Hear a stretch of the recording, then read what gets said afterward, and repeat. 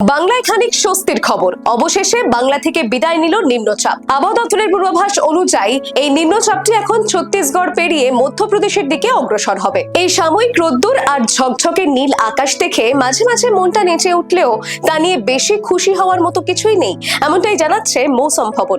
তার কারণ, চলতি সপ্তাহে বৃষ্টি কিছুটা কম হলেও বৃষ্টির পরিমাণ কিন্তু বাড়তে পারে। সেপ্টেম্বরের মাঝামাঝি কিংবা সেপ্টেম্বরের একেবারে শেষের দিকে বৃষ্টির পরিমাণ বাড়বে বলেই আশঙ্কা করা হচ্ছে। অতি ভারী বৃষ্টি এক দফা হতে পারে এবং শুধু বাংলা নয়, গোটা দেশেই তার প্রভাব পড়বে বলেও মনে করা হচ্ছে। এই মুহূর্তে বৃষ্টির পরিমাণ কিছুটা কম হলেও বৃষ্টির দাপট বাড়তে পারে মহালয়ার সপ্তাহে, অর্থাৎ 19শে সেপ্টেম্বর থেকে 25শে সেপ্টেম্বরের মধ্যে এবং 25শে সেপ্টেম্বর থেকে 2রা অক্টোবর এই সময়ে বৃষ্টির দাপট বাড়বে বলেই আশঙ্কা করা হচ্ছে।